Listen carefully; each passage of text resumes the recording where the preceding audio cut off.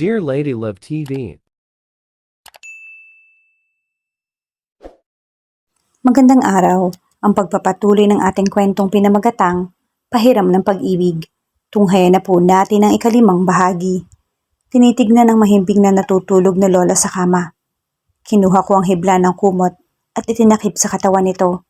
Inabot ko ang noo at hinalikan. Kaya natin to, lola. Mag-aaral ako ng mabuti. Pumasok ako sa kwarto ko at tiningnan ang sarili sa salamin. Gusto kong makausap si Mario ngayon sa kubo.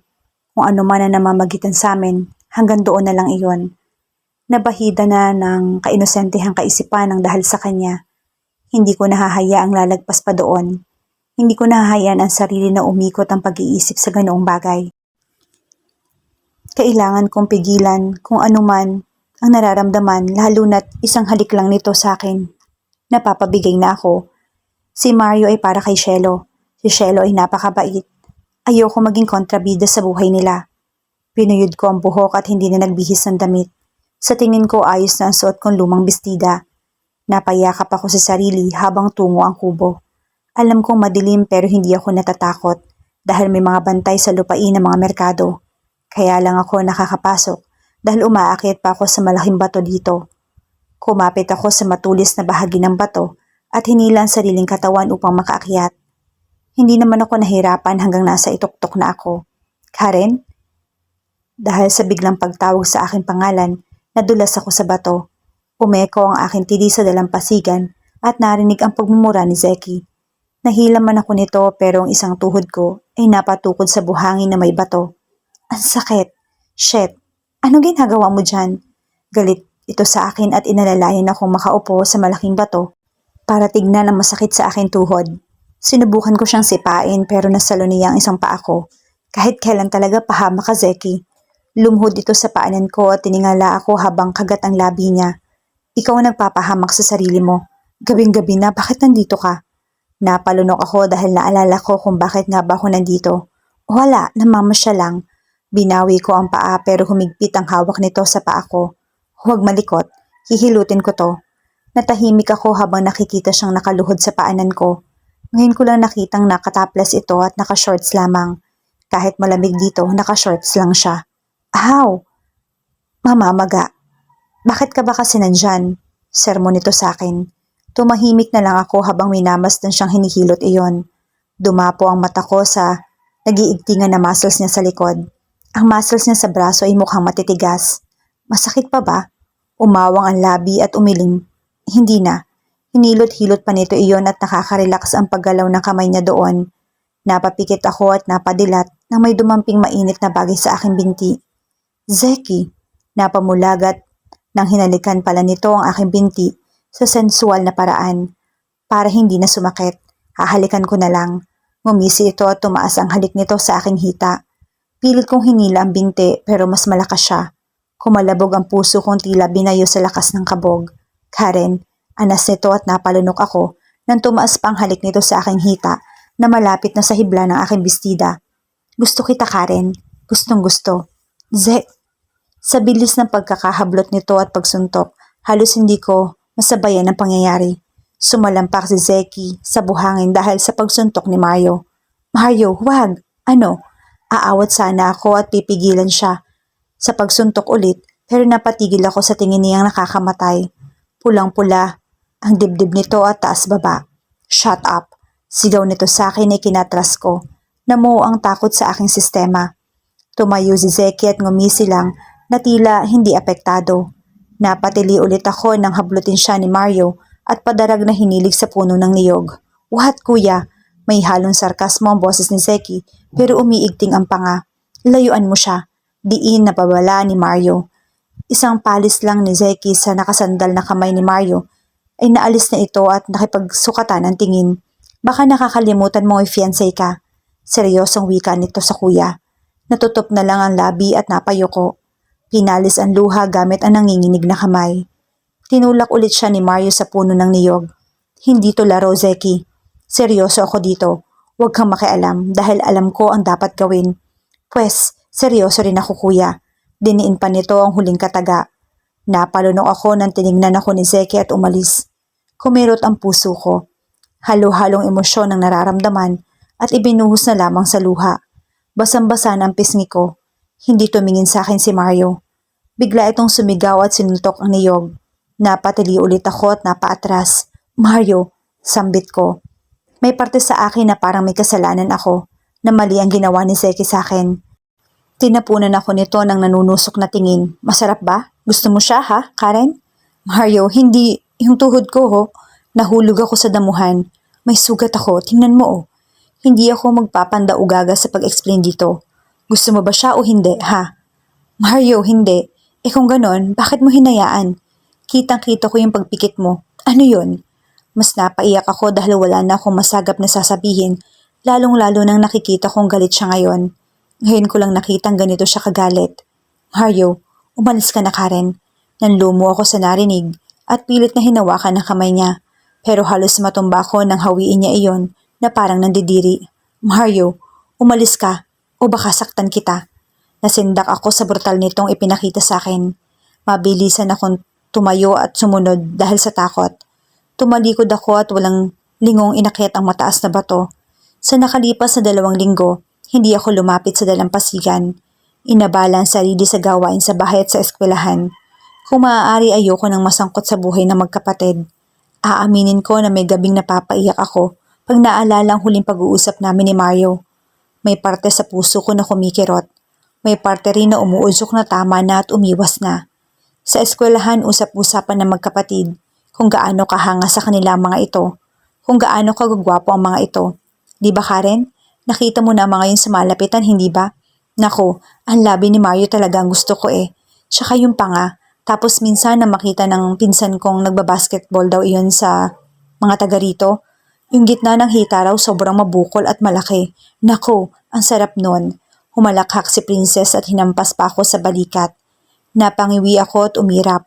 Kung alam nyo lang na nahalikan na ako ng labi na yon. Kung alam nyo lang na natikman na nun ang aking dibdib. Hay nako, nagpatuloy pa sila sa pag-uusap habang ako'y natutulala na lamang. Aaminin ko may puwang sa puso ko na namiss ko siya. Hindi ko sila nakitang dalawa dito sa hasyenda.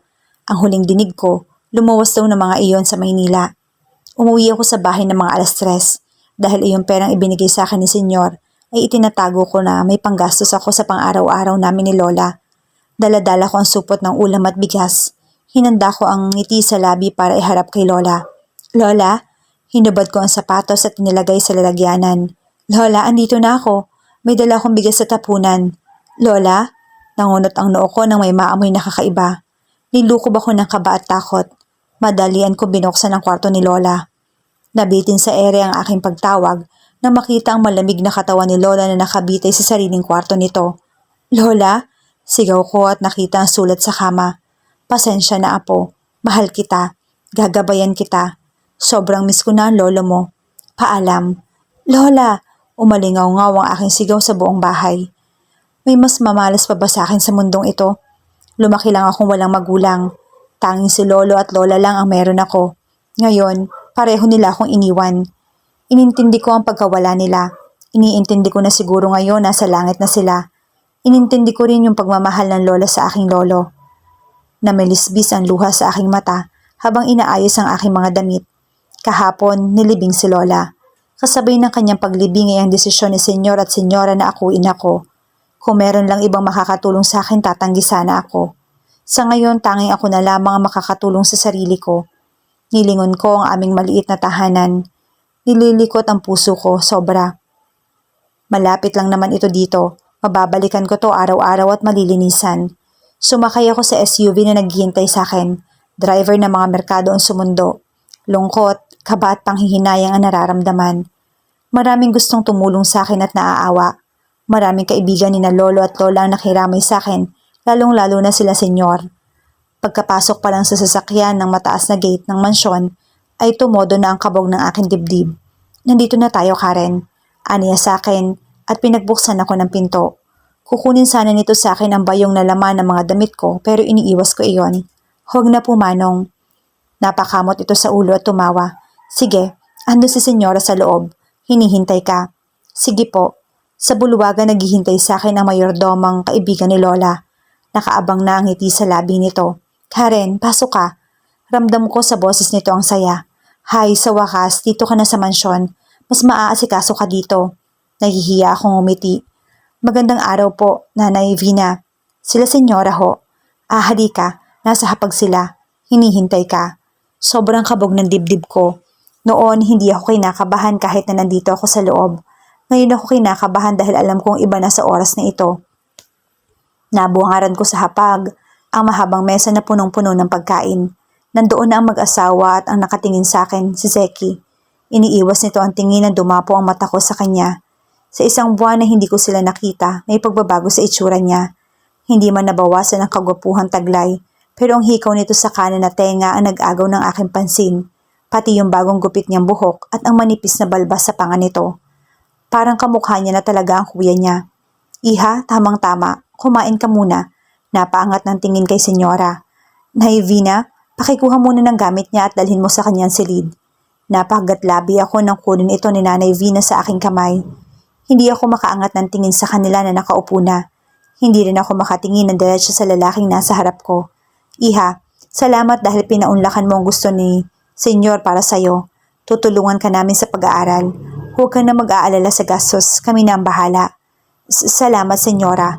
Hindi ko na talaga alam yung gagawin ko, pero gusto ko po sana maging katulong po dito. Ayoko pong manirahan dito na libre. Hayaan niyo pong magtrabaho ako dito kung wala akong pasok. Tiningnan ko sila na nagmamakaawa. Narinig ko pa ang paglapag ni Seki ng kanyang kubyertos.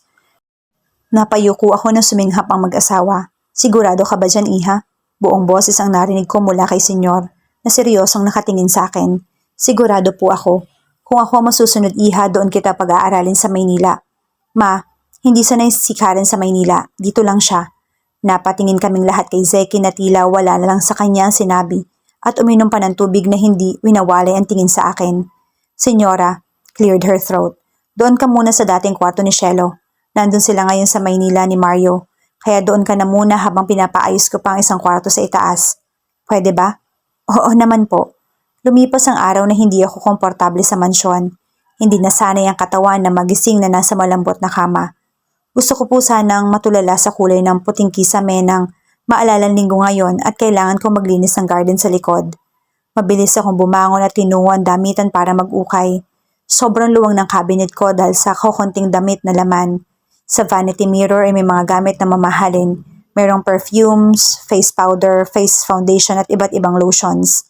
Hindi ko yun hinawakan sa kaba na baka mabasag ko anuman ang magawa ko doon. Nang kinuha ko ang tuwalya ang siya namang may kumatok sa pinto.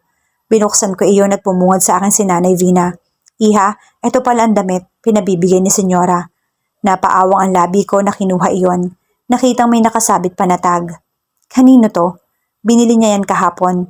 Alam mo kasi walang anak na babae si senyora kaya ayan, mahilig bumili ng gamit na pang babae. Nang nandito si Ma'am Shelo, spoiled niya yun eh. Talaga po? O sige, alis na ako. Mamaya pala ang dating ni Senyor Mario. Ho? Nangunot ang noo ko sa aking reaksyon. Uuwi ngayon si senyorito. Biglaan nga eh. Nag-iwan ng kaba iyon sa aking dibdib. Hindi ko alam kung bakit gusto ko siyang iwasan. Siguro nang dahil sa takot ko sa kanya na nagalit siya. Gusto ko rin siyang iwasan dahil ayoko maging dahilan ng away nilang magkapatid. Sinuot ko ang bestida na binili ni senyora sa akin. Kasyang-kasya yun sa akin at hanggang tuhod. Kulay baby pink ito. Pinuyod ko ang aking mahabang buhok na maramdamang hindi na iyon basa. Bago pumunta sa garden, nakisama akong kumain sa mga kapwa katulong sa kusina. Nahawa ako sa pagiging masipag nila at masayahin. Ni hindi nila pinaramdam sa akin na hindi ako welcome dito sa mansyon. Naaaliw ako sa mga bulaklak habang dinidiligan ko iyon. May nakita akong rosas na nakakaakit sa aking mata. Hagat-labi kong nilingon ng paligid kung may tao. Nang wala akong makitang tao, pinitas ko ang bulaklak at inipit sa aking tenga. Napahagikik ako sa dinama ang bulaklak sa tenga. Napalingon ako sa likod ng mansyon at halos mapatapilok nang makitang nandoon si Zeki. Napakurap-kurap ako nang makitang naninigarilyo ito habang taimtim na nakatingin sa akin. Napahawak ako sa dibdib sa sobrang kaba na dumapo dito. Naging malimit ang galaw ko lalo na't alam kong may nakatingin sa akin. Hindi simpleng tingin kundi nakakatunaw. Nang hapon ay ako na nagpresenta na magluto para sa hapunan. Sigurado ka, Karen? Si Nanay Vina habang nilalapag ang mga putahe sa mesa. Opo, Nanay. Ako na dito. Magpahinga ka muna.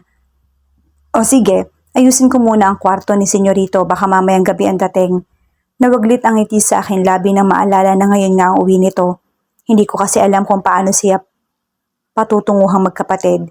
Kung pwedeng burahin ko na lang yung halikan namin ni Mario, yung halik sa akin ni Zeki. Kung pwede lang sana para hindi na komplikado ang lahat. Nilagyan ko ng magic sarap ang nilutong sinigang ng baboy at tinikman ito. Sarap. Ay, kabayo. Nahulog ang sandok na makita si Zeki sa aking likuran at nakahalukip-kip. Uminit ang pisngi ko na nasa leeg ko ang mata nito. Make a coffee for me. Utos nito sa akin at lumapit sa countertop at doon humilig at humalukip-kip ulit. Ha? Bingi ka ba? Nagtaas ito ng kilay sa akin tila iritado. Galit ka? Walang ligoy kong tanong dito. Umangat ang gilid ng labi nito at kinalas ang brasong nakahalukip-kip. Bakit ako magagalit? Nagpapatimpla lang ako ng kape. Uminit ang pisngi ko sa sinagot nito sa akin. Sino ka para magalit ako sa iyo, Karen? Dagdag pa nito at tila may kimkim na galit sa akin. Umiwas ako at nanginginig ang kamay na tinimplahan siya ng kape. Alam kong tinitignan niya ang likod ko pero hindi ko makontrol ang panginginig ng kamay dahil sa emosyong pilit kong tinatago. Alam kong galit siya dahil sa mga oras na to. Alam na nitong may namamagitan sa amin ni Mario. Alam nito lalo na sinuntok siya ni Mario noon. Nilapag ko sa mesa ang kape nito at hindi na siya tiningnan pa. Papasok ka bukas? Biglang tanong nito sa akin. Kinuha ko ang niluto at binuhos sa hawong para maihanda na. Oo, hindi pa rin ako makatingin sa kanya. Hahatid kita bukas. Doon ako tumigil at kunot noong tiningnan ito. Ha? Marahas nitong sinuklay ang buhok gamit ang daliri at dinilaan ang labi. Kuminang ang hikaw nito sa tenga. Ang ganda-ganda mo pero ang bingi mo. Halos uminit ang pisngi ko sa sinabi nito. Lumuwang ang masigip na puso ko nang sumilay ang ngiti sa labi nito. Hinawakan niya ang aking buhok at sinuklay na parang bata. Shit, hindi ko talaga magawang magalit sa'yo. Umawang ang labi ko sa sinabi niya. Huwag ka nang magalit. Umangat ang gilid ng labi niya at huminga ng malalim. Susubukan kong huwag magselos, pero mahirap maging karibal ang kapatid ko, lalo na't alam kong mukhang talo na ako. Nagimbal ako sa binitawan niyang salita. Baon na baon ko, iyon sa utak ko, buong gabi. Sa habang pag-iisip. Kahit nasa hapag, sinabay ako nilang kumain. Gumaan ang loob ko dahil minsan nang umiti sa akin si Zeki. Nang gabi na nagsimula ng umulan dahil sa mabagsik na ulan, sabay ng kulog, hindi ko maiwasang hindi malungkot. Tanaw-tanaw ko sa labas ang ulan at minsan ang pagkidlat. Namimiss ko sila lolo at lola. Napayakap ako sa sarili nang madama ang sobrang lamig. Napag-isipan kong bumaba at magtimpla ng gatas. Tinataha ko ang madilim na pasilyo at niyakap ang sarili. Hindi nag-atubiling mag-jacket laban sa lamig. Nakasuot lamang ako ng maluwang na t-shirt at pajama na malaki. Nasa malalim na pag-iisip nang biglang bumukas ang pinto sa kaliwa ko. Napatigil ako nang tumigil sa paglabas ang bumukas noon. Halos mawala sa akin ang sariling hininga na makita si Mario na walang pang itaas at may towel sa balikat nito. Mamasa-masa ang katawan nito tila mula sa pagligo. Hindi ko alam kung aalis ba sa kinatatayuan o babatiin ko siya. Kahit nahihiya sa kanya ay nagawa ko pang batiin. Magandang gabi kuya, Mario. Hindi ito sumagot at nanatiling nakatingin. Nagdadalawang isip akong umiti at aalis na sana pero hinila ko nito papasok sa kwarto niya. Naputol ang pagtili ng nilapat nito sa aking bibig ang kamay at ibinagsak ako sa likod ng kanyang pinto. Automatic kong umangat ang tingin ko sa kanya at sinaway ang sariling huwag magpatukso sa mapanuksong abs nito. Magtitimpla ng gatas. Bitawan mo ako. Humigpit lamang ang hawak nito sa aking bewang. Nagwawala ang aking buong kalamnan. Hindi pa ako nakahuma ng hawakan nitong aking panga at inanggulo ang ulo nito para ako'y halikan. Buong lakas kong iniiwas ang aking labi. Karen, galit na bigkas sa pangalan ko ang nagmumula sa kanyang tila galit. Binalutan ako ng init ng maramdaman ng katawan nito. Pilit nitong idinidin ang sarili sa akin kaya hindi ko siya makayang itulak. Mario, naputol ang sasabihin ng kabigi niya ang bato ko at tinaimingan ng pagbuka ng labi para makapasok ang dila. Ungol ang lumabas sa akin. Hinawi niya ang hibla ng aking t-shirt at iniangat. Walang-wala ang manipis ko na bra ng pigtasin niya iyon at buong buo na pinasok sa bibig ang naninigas kong korona. Wala akong nagawa kundi pagmasdan siyang ginagawa iyon ng mabilisan. Halos lumuhod siya sa akin sa harap dahil sa taas niya at ako ay maliit. Oh Mario, tama na. Kagat labing pinagmamasdan ko siyang dinidilaan ako doon. Natumbok ng aking isipan ng mahilig itong sumipsip sa dibdib. Talaga lang ha. Nawawala ng lakas akong napakapit sa kwelyo niya nang tumigil ito at pinatakan ako ng halik sa labi. Ihahatid kita bukas. Umiling ako at mabilisang inayos ang sarili habang sinasamyo niya ang aking pisngi. Ihahatid ako ni Zeki, kuya. Kailan mo papatigilin ang katatawag sa akin ng kuya? Humaaangkin na kita, ha, Karen?